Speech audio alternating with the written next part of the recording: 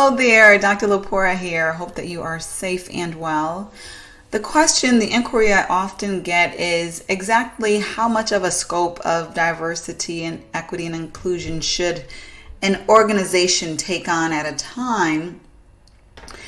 And let me just point out, diversity, equity, and inclusion are all three very distinct concepts within themselves, related, complementing each other, but different.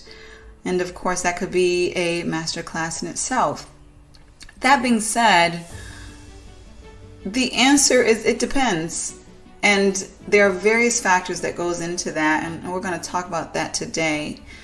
So again, we want to often ask ourselves, can we even boil the ocean of diversity, equity, and inclusion? When we know that there is a good thing, we want it immediately. It makes good business sense. It's good for our customers, good for our organization. And so when we know that it's a good thing, we tend to want it all immediately.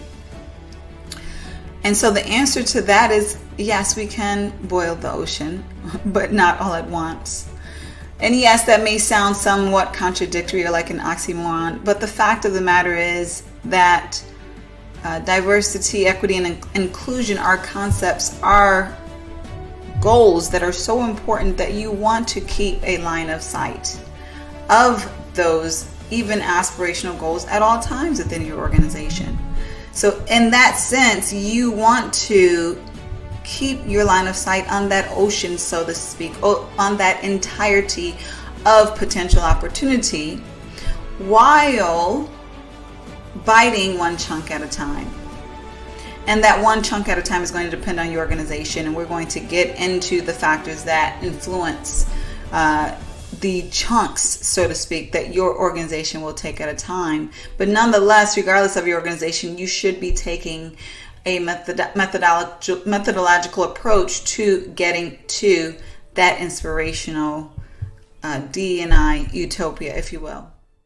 So what we've seen in the past with D&I is sort of this one blast, one and done effort.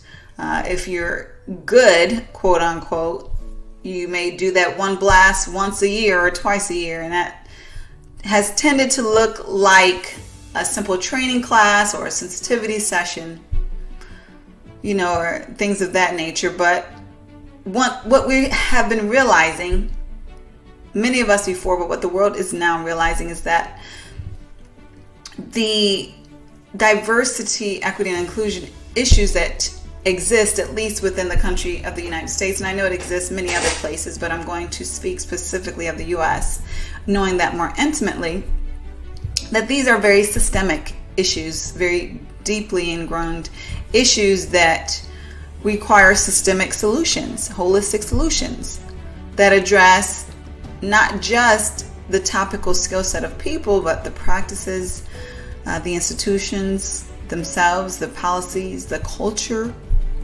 representation, a holistic effort. If you truly want to transform to be a healthy D&I organization, and that if is obviously there because we always have that choice. So now what you see is specifically an organization diversity, equity, and inclusion maturity model, and this shows pretty much a journey that you would take as an organization to get to that sustained level, what I call D&I utopia, so to speak. Let me qualify by saying there are very few organizations at that sustained level. Do I say that to discourage you from aiming at it? Absolutely not. I believe that every organization should be aiming there. But I say it in a sense of showing how much work every organization truly has to do to make a systemic transformative difference. While not reading this in entirety, you can look at it, obviously yourself at your own leisure. The theme that you will see here is an organization graduating from a basic level, a level that is purely reactive, that is solely concerned with DE and or I for reasons of compliance, legality, lack of liability. That's your, basement, if you will, rock bottom level of D&I within an organization. And then you can go all the way to the sustained level, the most graduated level. And at that level, quite frankly, it's not about external effort, as you will see more so within these medium areas of awareness, appreciate, and integrate. Once you get to the sustained level, your organization is DE&I. It is ingrained in the culture. It is institutionalized. So it's not about it being this separate entity. If you were to change the D&I within your organization, you would change the culture. If you were to lose D&I, you would lose some of your organization's culture. That's what that sustained level looks like. And in between there, it's really a focus of going from, appreciating the importance of D&I, valuing it, to hiring other people on the outside to help you to do it, to aiming to do it inside, to holding people accountable for it, and then ultimately getting to that sustained point of it being institutionalized and a significant part of who your organization is, what your organization is. So in any transformational effort, and we're specifically speaking to organization diversity, equity, and inclusion right now, what you will see is steps that should be taken, methodological steps that should be taken in order to successfully transform in the way that your organization desires to, because every organization is different. So what I would argue is there are some essential steps that you need to take in order to do it right. So first and foremost, there needs to be a burning platform. And what does burning platform mean? That basically means there's either a danger to not changing, the house is on fire, so to speak, or it's a danger of what you will miss out on if you do not transform with this diversity, equity, and inclusion. Every organization that takes on the endeavor of transforming their diversity, equity, and inclusion emphasis within their organization may have different burning platforms. Some may be similar, some may be different. For some organizations, it may be an issue of liabilities. They're tired of, facing legal liabilities connected to discrimination, things of that nature. Other organizations, it may be a lack of ability to recruit good candidates. So that may be their reason. Another organization's burning platform may be more positive. It may be because they strive to be an organization that provides the best for their customers. An organization that provides a diverse, collaborative, innovative, integral part within the organization, and that may be their burning platform. The reasons, also known as the burning platform, the strong reasons, if you will vary. Another essential component is for your organization to have a vision that is strong, closely tied to what you want to seek. And this includes the goals, of course, the goals that are tied to your vision, which is also equally important. So what does that look like? From a vision perspective, it's about the appropriate communication, from the perspective of, is it simple and is it well focused so that someone can easily understand what you are attempting to attain? In accord with that, is it communicable? Meaning that you can communicate it in a way where people understand. Is it imaginable? This begs the question, obviously this is subjective, but for your organization, can people imagine this vision actually happening? Or is your culture so far from that vision that they can't even imagine your organization getting there? Very importantly, is it desirable? Is the vision desirable? Meaning, do you have enough of the right stakeholders? And you would know what the right stakeholders are, people who have influence within the organization, who are needed by the organization, who desire this vision, who desire to upgrade, if you will, your D, E, and or I efforts and feasibility. Is it shown to be doable? Is it shown to be a feasible response? Meaning, when you compare it to other alternatives, does it make sense? Have you done your due diligence regarding how it's actually going to happen? And then lastly, a very important one is flexibility, being flexible. Is your organization flexible enough now in the vision to take it on, while knowing a vision is not an implementation plan, but flexible enough to adapt in order to be successful in it?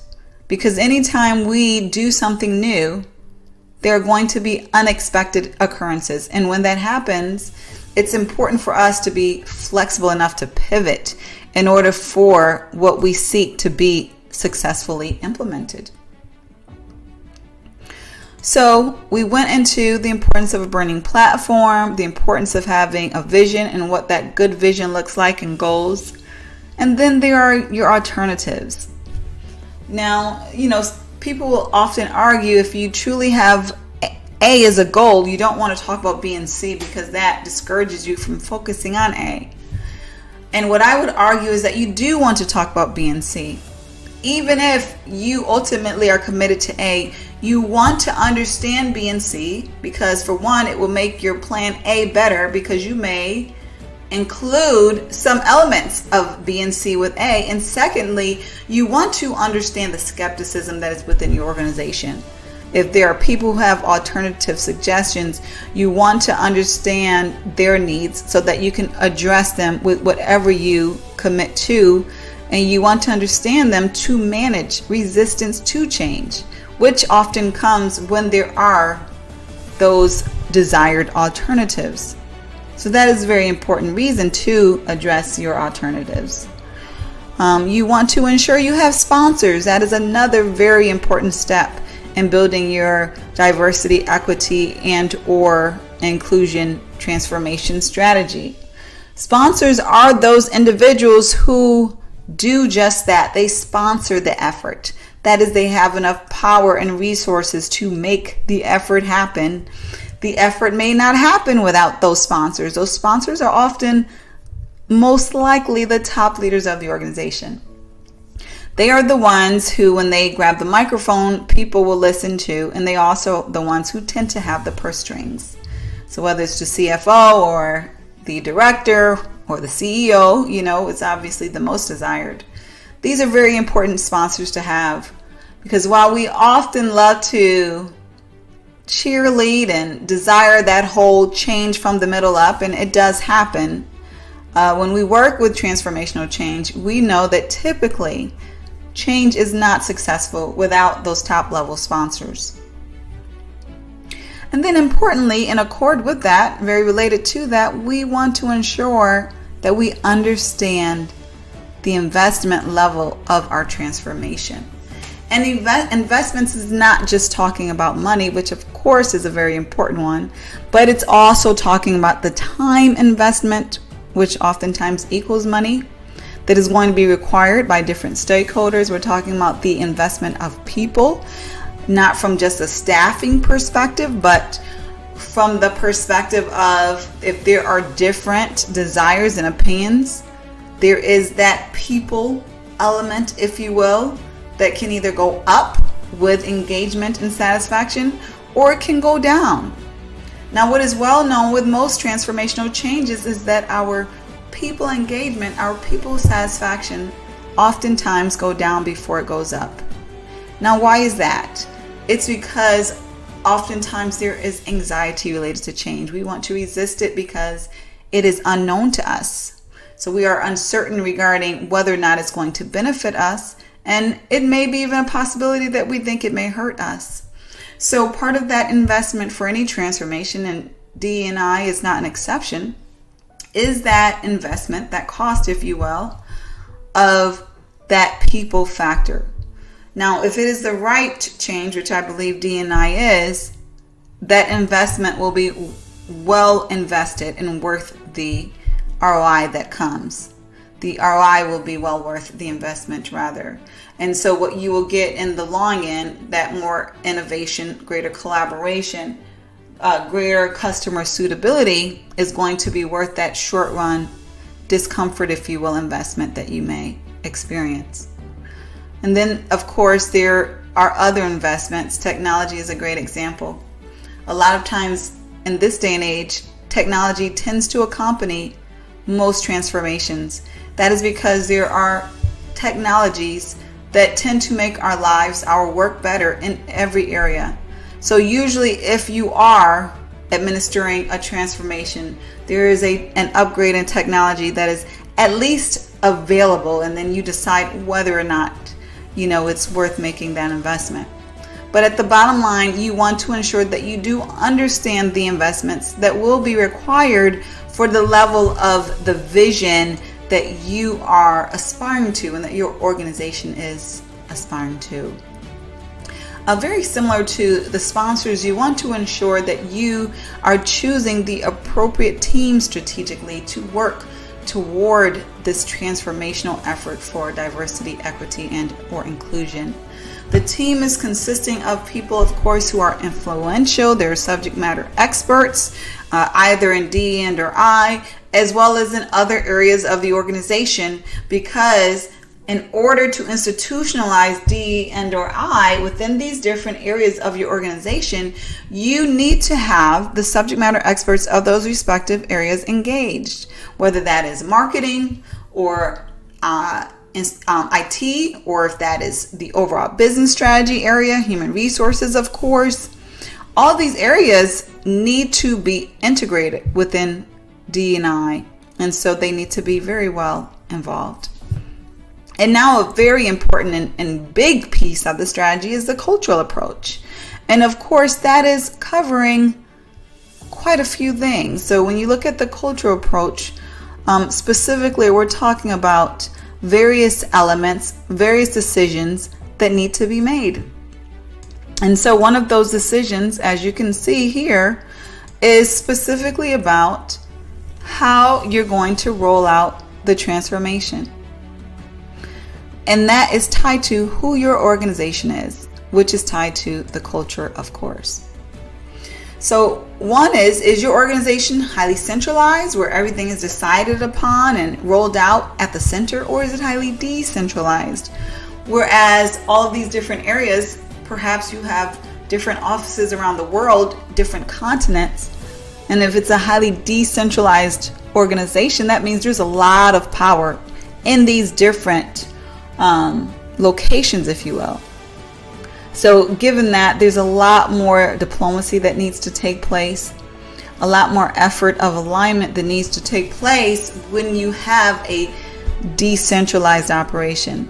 Now, of course, there are significant benefits in a decentralized organization, but you do want to keep in mind that extra effort that is going to be tied to rolling out a transformation, because it will be not just one transformation, but it will be several transformations at all of these different hubs, if you will, that you have within your organization. Part of that cultural approach deals with whether your organization is hierarchical or consensus based. Is it an organization that has to decide together about everything, or does the leader just drive it down and then it's one and done? So that's going to be a very important component to consider. Is your organization one that is mature with change, whereas you can basically roll out the vision completely up front, or is it so immature with change and risk averse that you have to take more of a snowball effort, introducing little by little?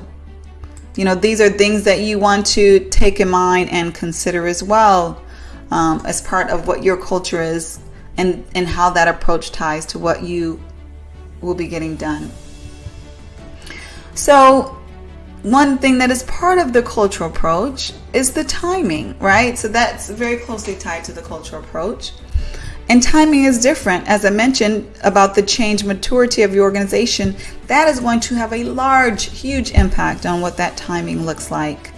Whether it's an incremental or radical change, as I mentioned, or is it something even that you're ready to do now immediately, or are there certain prerequisites your organizations have to do culturally in order to implement later?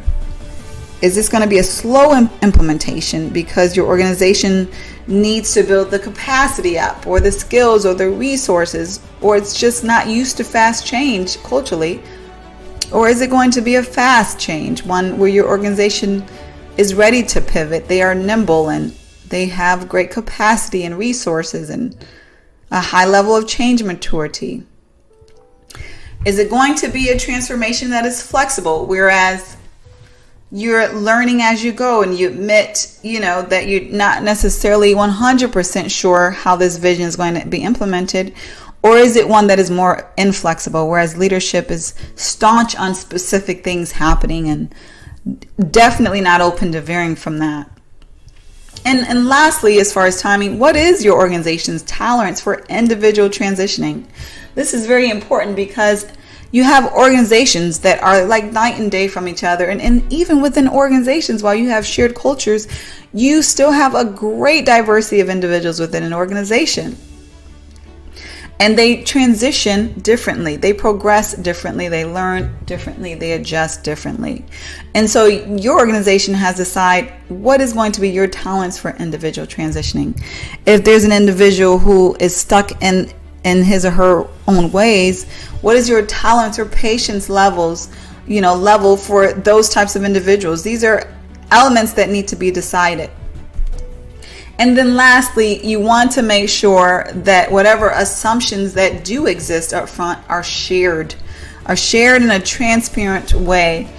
And this will help to prevent confusion, reduce the level of confusion. It will help also to be prepared for what obstacles or challenges may happen through the transformation toward more diversity, equity, and inclusion. Certain examples of assumptions include: will your business model change? Will your systems, technology change? Will the processes change? Will your departments be reorganized? Or will your workforce need to be augmented because you don't have the right skill sets inside? How will your employees need to be trained? What are the dollar limits? We may say, oh, we absolutely want this to happen. We're absolutely behind it. But we need to know, well, how much money are we truly willing to commit? And similar to that, how much time are we truly willing to commit to this effort? These types of assumptions, if they exist, they need to be well communicated, well aligned, so that people can work together in a healthy, collaborative way. So these are very important components that go into a healthy transformation for diversity, equity, and inclusion. Again, achieving holistic DE&I is a transformational shift. It's not a lightweight move. It's definitely not just a training class or a session. And it's something that you want to do in a very methodical, rigorous way so that it can make a truly important and beneficial impact for your organizations. If you do have any questions regarding this topic, feel free to email me, and I will provide some answers for that. If you have found this masterclass helpful, please do share it with others, and have a phenomenal day.